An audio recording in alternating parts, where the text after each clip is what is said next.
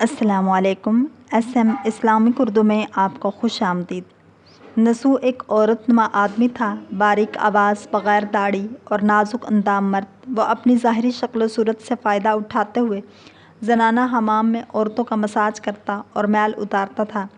کوئی بھی اس کی حقیقت نہیں جانتا تھا، سبھی اسے عورت سمجھتے تھے۔ یہ طریقہ اس کے لیے ذریعہ معاش بھی تھا اور عورتوں کے جسم سے لذت بھی لیتا تھا۔ کئی بار ضمیر کی ملامت کرنے پر اس نے اس کام سے توبہ بھی کی، لیکن ہمیشہ توبہ توڑتا رہا۔ ایک دن بادشاہ کی بیٹی حمام گئی۔ حمام اور مساج کرنے کے بعد پتہ چلا کہ اس کا گراں بہا گوہر موتی یا ہیرا کھو گیا ہے۔ بادشاہ کی بیٹی نے حکم دیا کہ سب کی تلاشی لی جائے۔ سب کی تلاشی لی گئی، ہیرا نہیں ملا۔ نسو رسوائی کے ڈر سے ایک جگہ چھپ گیا۔ جب اس نے دیکھا کہ شہزادی کی کنیزیں اسے ڈھونڈ رہی ہیں تو سچے دل سے خدا کو پکارا اور خدا کی بارگاہ میں دل سے توبہ کی اور وعدہ کیا کہ آئندہ کبھی بھی یہ کام نہیں کروں گا، میری لاج رکھ لے میرے مولا۔ دعا مانگ ہی رہا تھا کہ اچانک باہر سے آواز سنائی دی کہ نسو کو چھوڑ دو، ہیرا مل گیا ہے۔ نسو نم آنکھوں سے شہزادی سے رخصت لے کر گھر آ گیا۔ نسو نے قدرت کا کرشمہ دیکھ لیا تھا اور ہمیشہ ہمیشہ کے لیے اس کام سے توبہ کر لی۔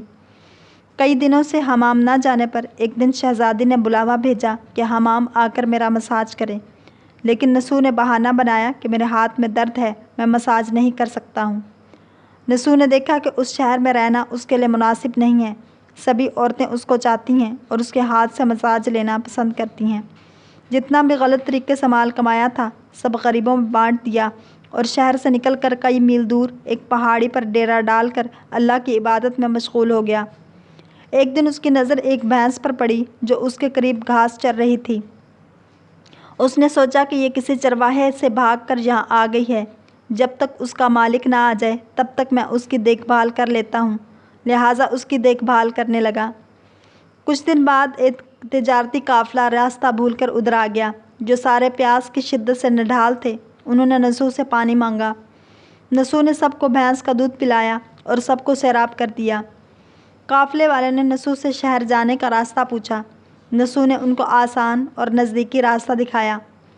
نسو کے اخلاق سے متاثر ہو کر تاجروں نے جاتے ہوئے اسے بہت سارا مال بطور تحفہ دیا۔ نسو نے ان پیسوں سے وہاں کنواں کھدوا دیا۔ آہستہ آہستہ وہاں لوگ بسنے لگے اور عمارتیں بننے لگیں۔ وہاں کے لوگ نسو کو بڑی عزت اور احترام کی نگاہ سے دیکھتے تھے۔ رفتہ رفتہ نسو کی نیکی کے چرچے بادشاہ تک جا پہنچے۔ بادشاہ کے دل میں نسو سے ملنے کا اشتیاق پیدا ہوا۔ اس نے نسو کو پیغام بھیجا کہ بادشاہ آپ سے ملنا چاہتے ہیں، مہربانی کر کے دربار میں تشریف لے آئیں۔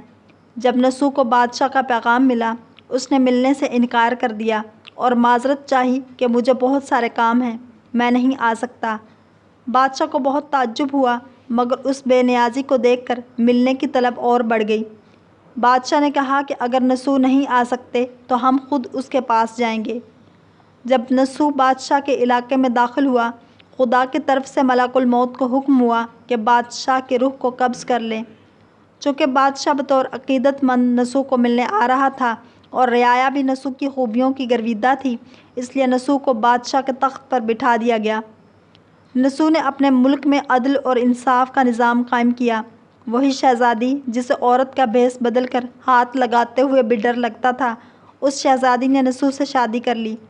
ایک دن نسو دربار میں بیٹھا لوگوں کی داد رسی کر رہا تھا کہ ایک شخص وارد ہوا اور کہنے لگے کہ کچھ سال پہلے میری بھینس گم ہو گئی تھی، بہت ڈھونڈا مگر نہیں ملی، برائے مہربانی میری مدد فرمائیں۔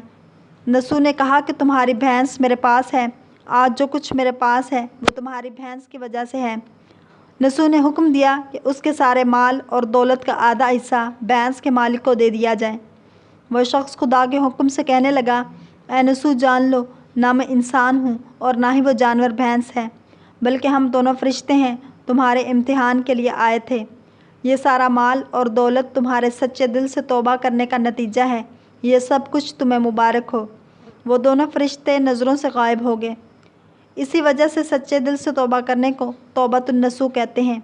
تاریخ کی کتب میں نسو کو بنی اسرائیل کے ایک بڑے عابد کی حیثیت سے لکھا گیا ہے۔ ڈپٹی نذیر احمد کے ناول توبۃ النسو کا عنوان اسی سے مماثل تھا۔ نسو رزق کمانے کے لیے اللہ کا ناپسندیدہ کام کیا کرتا تھا۔ جب وہ کام اللہ کی خوف کی وجہ سے چھوڑا تو اللہ نے رزق کے اسباب پیدا کیے اور بادشاہت تک عطا کر دی۔ حرام طریقے سے لذت حاصل کرنا چھوڑا تو اللہ نے نکاح میں شہزادی دے دی۔ اللہ تعالیٰ سب کو توبہ کرنے اور تادم مرگ اس توبہ پر قائم رہنے کی توفیق عطا فرمائے، آمین۔ اگر آپ کو یہ ویڈیو پسند آئی ہے تو لائک، شیئر اور سبسکرائب کرنا مت بھولیے۔